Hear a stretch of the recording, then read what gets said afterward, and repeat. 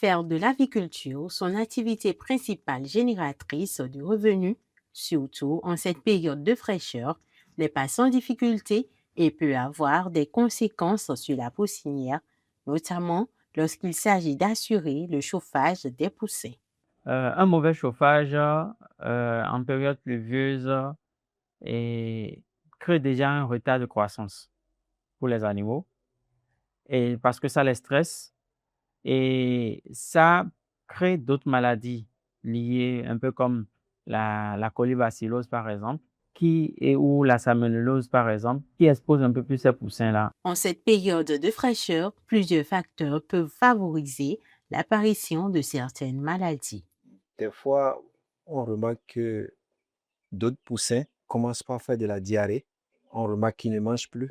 D'autres commencent par sortir de la salive de leur bec. On remarque des fois que les crêtes là commencent par blanchir. Tous ces facteurs comportent des risques de maladies, notamment en raison du manque de chauffage. Pour assurer le bon développement et la croissance des poussins, les éleveurs doivent respecter les consignes et les bonnes pratiques recommandées à la ferme. Il faut respecter d'abord la densité. Donc, le matériel pour le chauffage doit être surveillé à la lettre. Il faut avoir un hygromètre pour maîtriser le niveau d'humidité au sein de la poussinière, ce que beaucoup ne font pas. Et également, il faut surtout veiller à ne pas créer un excès de chaleur. L'éleveur doit veiller à tous ces éléments-là et également le type de source de chauffage à utiliser. Aujourd'hui, nous avons le charbon qui est là, qui est moins conseillé à cause de ces dégâts. Vous avez le radiant à gaz que vous pouvez utiliser. Vous avez même l'électricité que vous pouvez utiliser pour faire un bon chauffage avec. Jérôme Dadé, éleveur habitué à réceptionner des poussins, en a fait l'amère expérience. Une partie importante de ces sujets n'a pas résisté aux conditions difficiles. Moi, ça m'est arrivé une fois, j'ai perdu beaucoup parce que je n'ai pas apprêté le lieu où ils vont demeurer.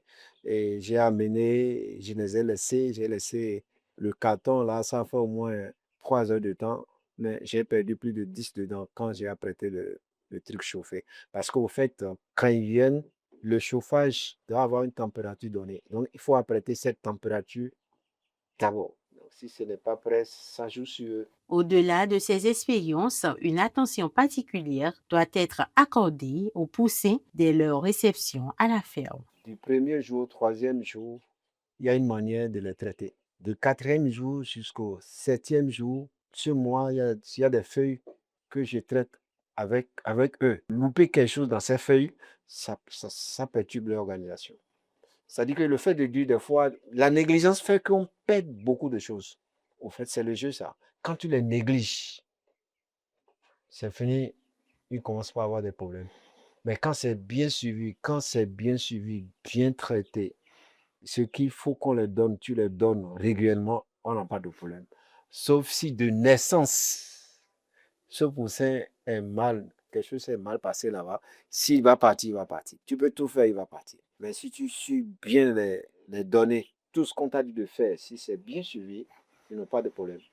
Suivre des formations, disposer d'un cahier de charges pour les employés et mettre en place des règles claires pour la gestion de la ferme en général constituent de bonnes pratiques pour sauver sa poussinière. À ces éleveurs, je leur conseille d'avoir un plan de développement de leur ferme et deuxième des choses, d'avoir un plan d'affaires, se faire former même si c'est un masterclass, d'avoir un personnel compétent, tenir un cahier de charges pour ce personnel-là et aussi d'avoir un cahier pour la ferme, que je vais parler de livres, de caisses, je vais parler de cahier sanitaire pour le suivi de la santé des animaux.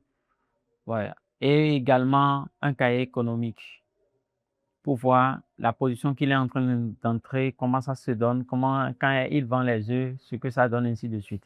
Face aux risques liés à la fraîcheur, notamment pour les poussins, la vigilance reste donc de mise. Pour les éleveurs, le respect des bonnes pratiques d'élevage, un chauffage adapté et une formation continue constituent des clés essentielles pour préserver les sujets et assurer la rentabilité de l'activité avicole.